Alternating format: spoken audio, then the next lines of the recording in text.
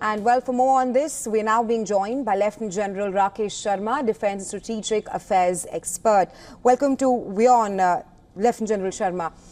First up, of course, I want to ask about their slew of press conferences that have been held, and every time the Indian Armed Forces have shown proof of the operations that they've laid down. In the latest, they've shown the proof of PL-15 missiles, which was given by China to Pakistan and was clearly used against India. Your assessment of these revelations and how major is this milestone that Indian drone strikes destroyed China's HQ-9 air defense systems in Lahore?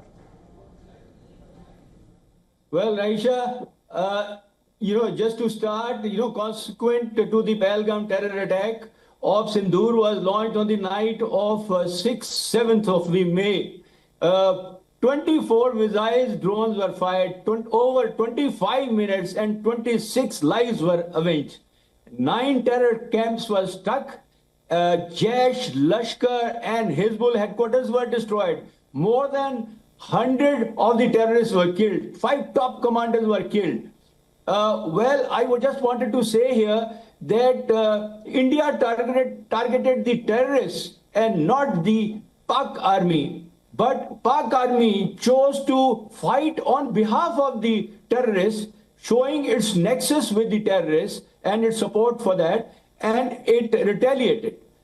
Despite that, over the next 3 days, there were exchange which was going on between the two. And in that, the question that you asked me,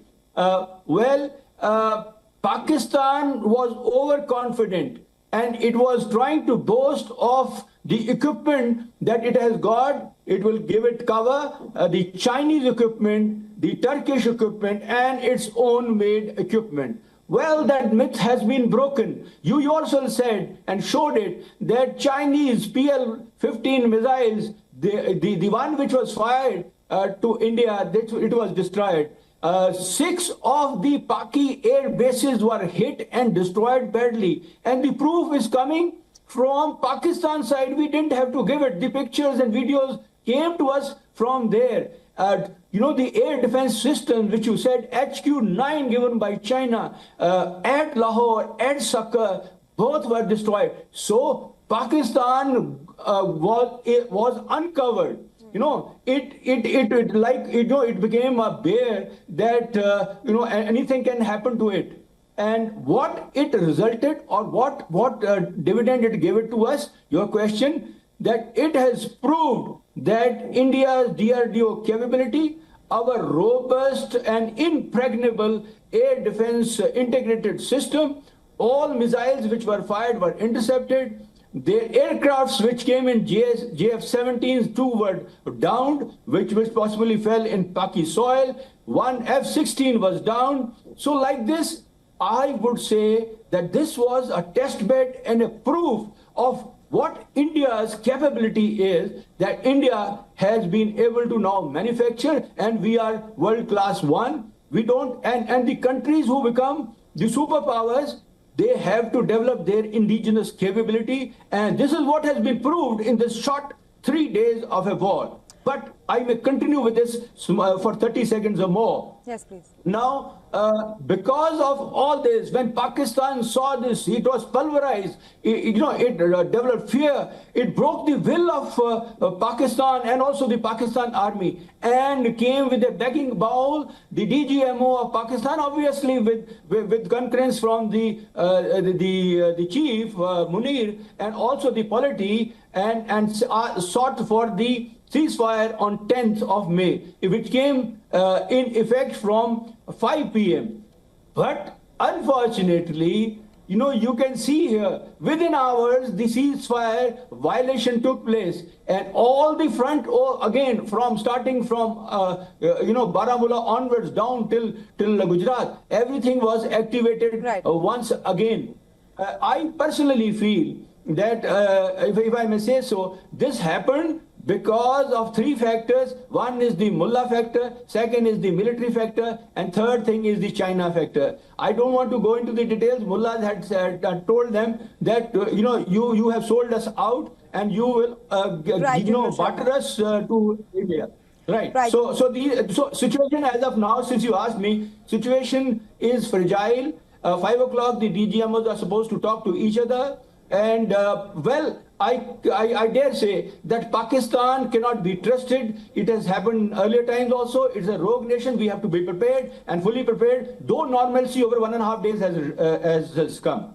Right, General Sharma, of course, the ceasefire is on a test right now, but I also want to talk to you more about India's defensive capabilities. Like you mentioned that India's indigenous systems thwarted any kind of attack from Pakistan. Talk to us more about the spectacular coordination that we've seen between the Air Force, Navy and the Indian Army, a multi-layered defense system against any kind of attacks on India. Well, you know, this is my salute to the tri-services, the concept of the theater command and the integration, and which has been actually, we have been talking of this for last so many years, but it has not happened. And it has happened from top to bottom. You see that the Prime Minister of the country, Modi ji, he has been sitting with the intelligence agencies, he's been sitting with the chiefs, he's been sitting with the CDS, he's been sitting with the NSA and everybody. This is known as true jointmanship. And this is how we have got our integrated thing.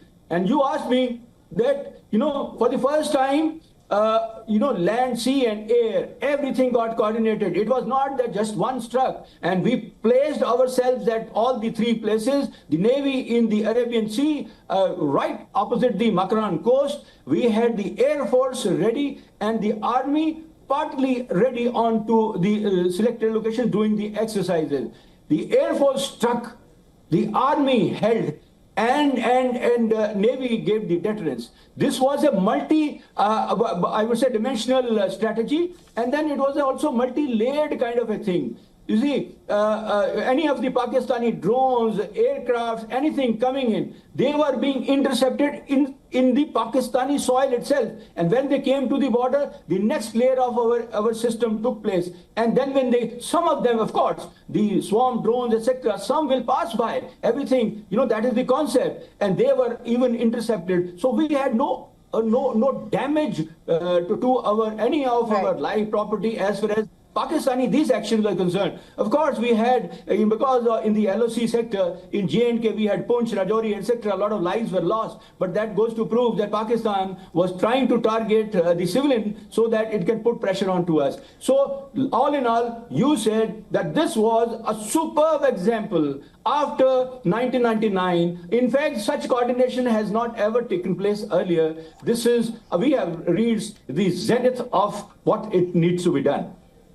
Right, General Sharma. Thank you so much for taking out time and joining us here on WION with your insights. Thank you very much.